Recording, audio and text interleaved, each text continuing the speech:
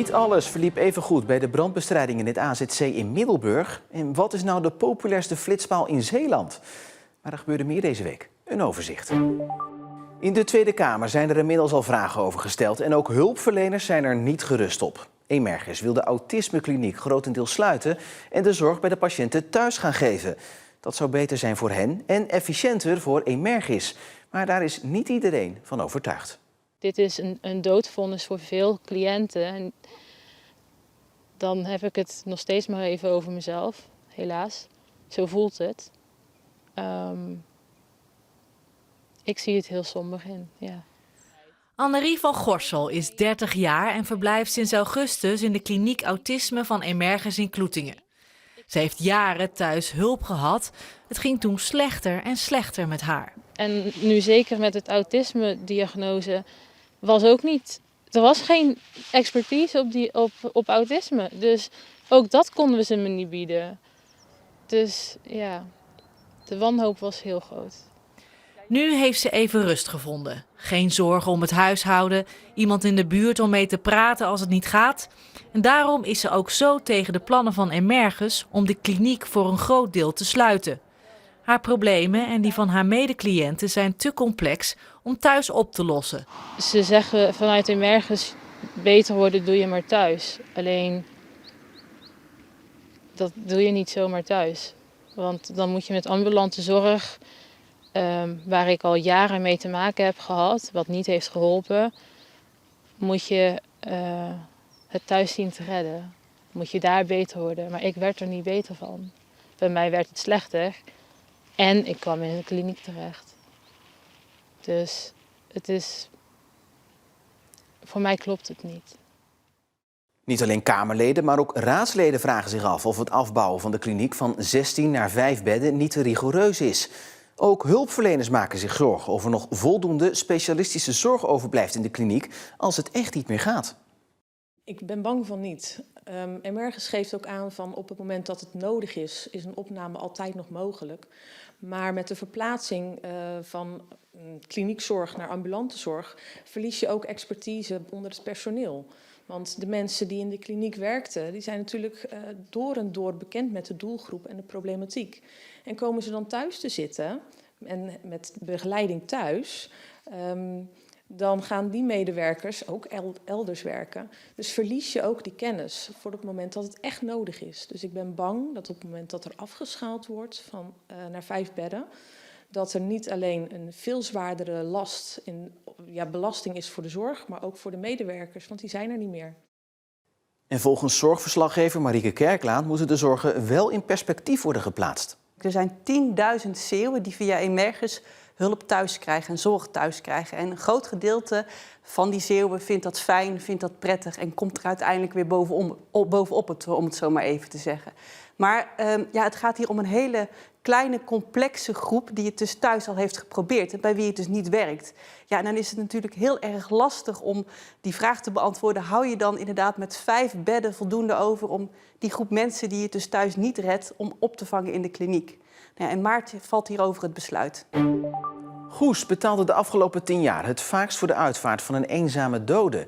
Iemand die geen nabestaanden heeft en geen verzekering die de kosten dekt. Dat blijkt uit de rondgang langs alle Zeeuwse gemeenten. In heel Zeeland waren er in 10 jaar 333 uitvaarten waar de gemeente opdraaide voor de kosten. Een gemeente regelt en betaalt de uitvaart van een overledene als die persoon niet verzekerd is, geen nabestaanden heeft of als die nabestaanden de kosten niet kunnen of willen betalen. Heel vaak gaat het om oudere, vereenzaamde mensen, blijkt uit de antwoorden die we kregen van de gemeentes. De meeste gemeentelijke uitvaarten zijn in Goes, Sluis, Terneuzen en Vlissingen. Het minste in Tholen, Capelle, Rijmerswaal en Borselen. In Sluis doet uitvaartonderneming Quataart al 10 jaar deze uitvaarten. Het is heel sober, want het is natuurlijk gemeentelijk geld wat ermee gemoeid is. Dus meestal rechtstreeks naar de begraafplaats en op de begraafplaats aangekomen doen wij altijd nog een klein woordje. Er zijn altijd wel buren of mensen van een vereniging waar die in heeft gezeten die er wel bij kunnen willen zijn. We leggen een bloem op de kist als afscheid en we verzorgen ook altijd een naambordje dat het geen onbekend iemand is. Als er later nog iemand naar het graf wil, dat die dan ook de persoon kunnen vinden. Zo'n gemeentelijke uitvaart is dus niet per definitie een eenzame begrafenis. Nee, niet per se. Zoals hier bijvoorbeeld in Zuid-Zanden, die beste meneer, die heeft vroeger veel betekend in het landje van Katzand. Veel vrijwilligerswerk gedaan en toen mochten we van de gemeente een kleine advertentie in de krant zetten. En daar bleken dus toch op de dag van de uitvaart nog 25 tot 30 personen aanwezig te zijn hier op de begraafplaats. En dat Goes en Terneuzen de meeste eenzame uitvaart hebben betaald in de afgelopen 10 jaar is lastig te verklaren, maar kan ermee te maken hebben dat er in die gemeentes een ziekenhuis staat. En als er daar iemand overlijdt, het ook de gemeentes zijn die daarvoor de kosten opdraaien. Elke 8 minuten maakt er in Zeeland iemand een verkeersovertreding die wordt vastgelegd door flitspalen. In onze provincie staan er in totaal 14. En die leveren nogal wat op. Vorig jaar bijvoorbeeld hebben de flitspalen foto's gemaakt van 65.000 verkeersovertredingen. En uiteindelijk zien wij die in de boete verschijnen op onze deurmat. Flitspaal loopt net 50 km per uur. Nu hebben wij 14 flitspalen, vaste flitspalen in Zeeland staan. Toch rijden mensen nog te hard. Hoe kan dat nou? Nou, er zijn meerdere redenen voor verantwoordelijk. Mensen voelen zich toch anoniem in een auto. Niemand staat mee te kijken. Daarbij komt, ik denk dat dat ook niet onbelangrijk is, dat straffen werkt vaak slechter dan belonen. Daar hebben we al bij een heleboel onderzoek gezien. Bijvoorbeeld die borden met dat gezichtje op en je rijdt niet harder, dan wordt hij groen en dan lacht hij. Dan rij je harder, kijkt hij boos. Nou, dat noemen we nudging. Dan nudge je mensen als het ware in een bepaald patroon. Maar, je hoort het, mensen zijn heel individualistisch in auto's en moeten zich altijd laten gelden. Het is toch heel kinds eigenlijk, werken met belonen in plaats van straffen. Zeg maar op een hele kinderlijke manier eigenlijk met mensen omgaan. Ja, maar je gaat wel dat is wel de manier om gedrag te veranderen. Flitspaal 70 km per uur. Voor de hardrijders nog even een tip. Er wordt namelijk het meest geflitst bij Seroskerkel op Schouwen, Draaibrug en bij Brennisse. En nu we het toch over snelheid hebben, Veilig Verkeer Nederland zou graag zien dat de snelheid op veel wegen wordt verlaagd van 80 naar 60 km per uur. Op 80 kilometer wegen gebeuren namelijk veel dodelijke ongelukken, waarbij snelrijden vaak de oorzaak is. De meningen over het plan zijn verdeeld. Ik zou het heel vervelend vinden. Overal 60. Ja, ik vind 80 een mooie snelheid. Goed plan. Omdat ik ook zelf wel eens merk dat men op een bepaalde manier rijdt, waarbij je denkt, nou, kun je niet even wachten? Ik vind het een uitstekend idee, want op veel wegen is het, denk ik, eigenlijk ook vrij gevaarlijk. Dus ja, misschien scheelt het ook dat ik heb niet zoveel haast. Veel 80-wegen hebben een te smalle berm, sloten dicht langs de weg of bomen pal naast elkaar. En daardoor is er geen uitwijkmogelijkheid als een tegenligger op de verkeerde weghelft terechtkomt. En daarom vindt Veilig Verkeer Nederland het dus een goed idee om de snelheid op die wegen te verlagen naar 60 km per uur. Maar de uitleg daarbij, daar kan ik me wel in vinden. En ja, het is vooral natuurlijk vanuit verkeersveiligheid bedoeld. En ze geven ook aan wegen waar, waar je de inrichting gewoon niet goed kunt maken om 80 te laten rijden. Ja, kies dan voor een stukje voorzichtigheid en maak er 60 van. Uit cijfers blijkt ook dat op 80 wegen aanzienlijk meer dodelijke ongelukken gebeuren. Volgens de deskundigen heeft een verlaging van de snelheid meer effect dan je denkt. Sowieso alleen al een bord en dus een snelheidsregime 60 betekent dat mensen zich toch iets anders gaan gedragen en vaak toch weer iets langzamer rijden. Dus je krijgt automatisch al een lagere snelheid. En ja, het verschil tussen 80 en 60 is wel 20 km per uur. En je reactievermogen wordt ook gewoon een stuk beter. En je gaat dus minder remtijd, minder remafstand nodig hebben. Bij ongevallen wordt het dan ook de kans dat er een ernstige afloop is, die wordt ook weer een stukje kleiner. Van 80 naar 60 gaan klinkt als een hele grote stap. Toch levert het je als weggebruiker qua tijd vrij weinig op. Hier in Zeeland hebben we het echt over korte stukjes en die provinciale wegen zijn ook korter. Ja, als je dan kijkt naar 80, 60, dan gaat het echt over secondenwerk. Mosselen kweken op volle zee. Het is misschien wel dé redding voor de mosselsector. De mosselboerderij, dat lijkt op een schip dat je kunt laten zinken en weer op kan halen, is bedacht en gemaakt door Oos International uit Seroskerken op Walcheren. De eerste testen zijn goed verlopen. De mosselsector staat de komende jaren voor veel uitdagingen. Er komen steeds meer regels voor het kweken op de bodem en de totale oogst neemt af. Daarom worden er alternatieven gezocht. Offshorebedrijf Oos International uit Seroskerken denkt er een te hebben gevonden. Een machine om op de Noordzee hangcultuurmosselen te kunnen kweken. Er is plaats genoeg om dit te gaan doen. En ja, ik denk dat dat zonder meer gaat zijn. Ook gelet op de voedseltransitie die plaatsvindt. Waarin je ziet dat er van vlees naar eiwitrijk voedsel gegaan wordt. CO2-neutraal gekweekt ten opzichte van vleeskweek en dergelijke. Dus ja, ik denk dat het zonder meer de toekomst gaat worden. Qua locatie op zee kan gedacht worden aan kweek tussen windparken. Bijvoorbeeld die van Borselen voor de Zeeuwse kust. Nou, dat zijn grote locaties waar een aantal windmolens geplaatst worden met ruimtes daartussen. Waarin geen scheepvaart plaats kan vinden. En die locaties moeten economische draagbaarheid krijgen. En ja, daarin past natuurlijk een mosselfarm fantastisch in. Naast allerlei andere zaken als natuurontwikkelingen en dat soort zaken.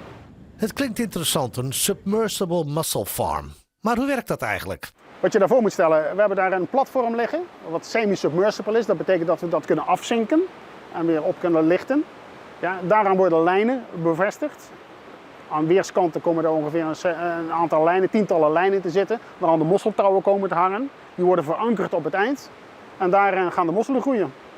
Het apparaat wordt getest bij onderzoeksinstituut Deltares in Delft. Ook voor hen was dit een uitdaging. In dit geval is het zo dat de gehele constructie dynamisch is. Alles gaat op en neer en heen en weer.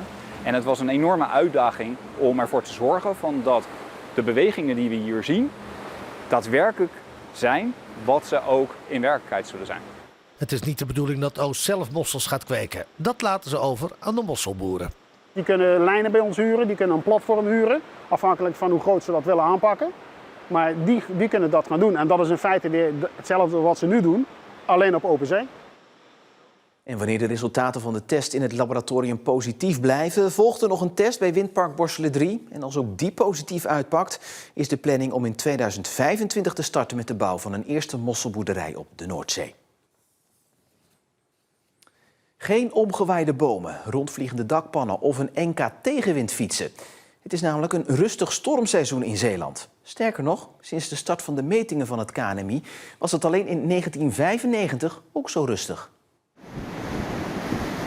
Met Dudley, Eunice en Franklin raasden er vorig jaar in februari 3 stormen binnen een week door onze provincie. Met de nodige schade tot gevolg. Dit jaar is het een stuk rustiger. Er is sprake van een storm als de wind in een uur gemiddeld met een snelheid van 20 meter per seconde waait. Je gaat dan richting windkracht 9. Maar in het stormseizoen wat nu loopt en dan een half jaar oud is, zijn we niet verder gekomen dan de grens tussen windkracht 7 en 8. En dat is zeldzaam. Je ziet dat terug in dit kaartje van het KNMI met de metingen van Vlissingen.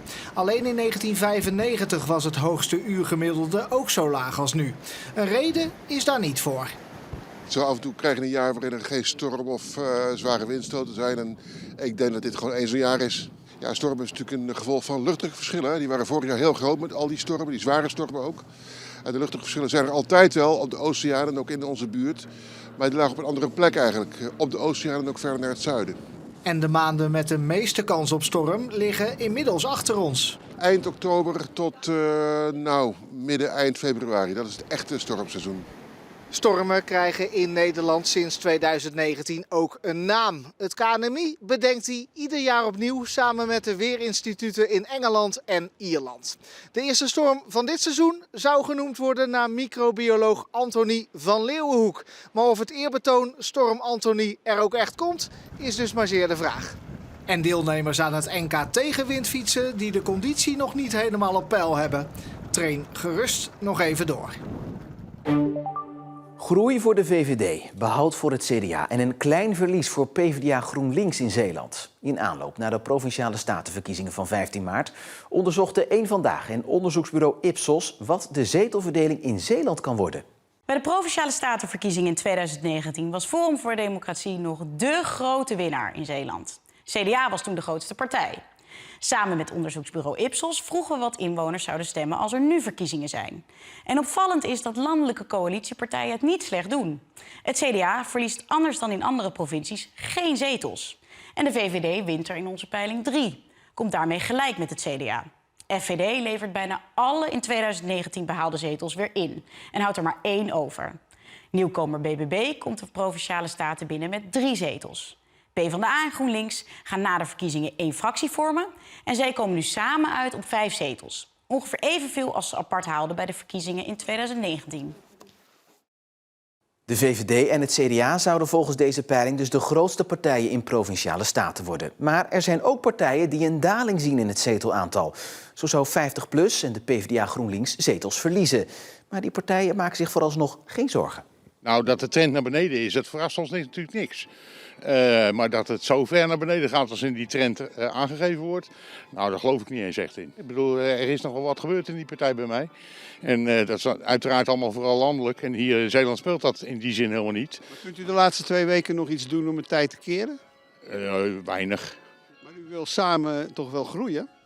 Ja, zeker. En heel eerlijk, daar hebben we ook alle vertrouwen in. Als je kijkt naar de uitslag van de combinatie Partij van de Arbeid GroenLinks vorig jaar bij de gemeenteraadsverkiezingen in zowel Goes als Middelburg. Nou, daar zijn ze echt met stip nummer 1 geworden. Ook de landelijke peilingen laten zien dat die samenwerking loont. Dus ik ben daar vol vertrouwen in. En of deze peiling ook de uitslag gaat worden, is natuurlijk afwachten. Op 16 maart, een dag na de verkiezingen, moet dat duidelijk zijn. Uitrukken met te weinig man en op een twijfelachtige manier praten over de AZC-bewoners. Tijdens de bestrijding van de brand in het AZC in Middelburg eind vorig jaar, waarbij 8 gewonden vielen, is het een en ander fout gegaan. Dat blijkt uit een intern evaluatierapport van de veiligheidsregio Zeeland, dat in handen is van Omroep Zeeland. In het asielzoekerscentrum brak in de ochtend van 17 december brand uit op de 4e verdieping van het gebouw. In het AZC waren ruim 280 bewoners aanwezig. Uit de evaluatie blijkt dat sommige dingen goed gingen. Er werd bijvoorbeeld snel opgeschaald naar een zeer grote brand. Maar lang niet alles ging goed. Zo rukte de brandweer in eerste instantie uit met 3 man, terwijl het minimum 4 is. Onderbezet uitrukken is niet toegestaan. Eenmaal ter plaatse is onvoldoende gecommuniceerd welke plekken in het gebouw veilig en onveilig waren. Zo kon het gebeuren dat er werd geblust vanaf een autoladder, terwijl daaronder ook nog ploegen bezig waren. Een gevaarlijke situatie volgens het rapport. Ook randzaken gingen niet volgens het boekje. Brandweerpersoneel heeft op twijfelachtige wijze met mensen gesproken over de bewoners en de brand in het AZC. Wat er dan gezegd zou zijn, wordt verder niet toegelicht in het rapport. Ook werden er door de brandweer tijdens en na afloop van de brand foto's geplaatst op sociale media. Dit had niet gemogen, omdat er sprake was van een plaatsdelict, omdat de brand mogelijk aangestoken was. Bovendien had de eigenaar van het pand hiervoor toestemming moeten geven. En de VRZ laat in een reactie weten dat ze niet van fouten of missers spreken, maar van leermomenten. Daarom is er ook een evaluatie gemaakt om ervan te leren. En ze benadrukken dat de bestrijding van de brand verder effectief is verlopen. Maar ook aan de kant van het AZC is niet alles goed gegaan. De brandweer kon bij aankomst geen contact krijgen met het personeel. En daardoor was het onduidelijk wat de status van de ontruiming was. Ook was de beveiliger van het pand niet beschikbaar voor de brandweer, waardoor er geen sleutels voorhanden waren om deuren te openen. En dat het rapport is uitgelekt kwam doordat het zonder beveiliging online was gezet. En inmiddels is de informatie offline gehaald. Maar dat gebeurt niet bij deze uitzending, want die kunt u gewoon online terugkijken via onze site en natuurlijk ook via de app. Net zoals alle onze andere programma's.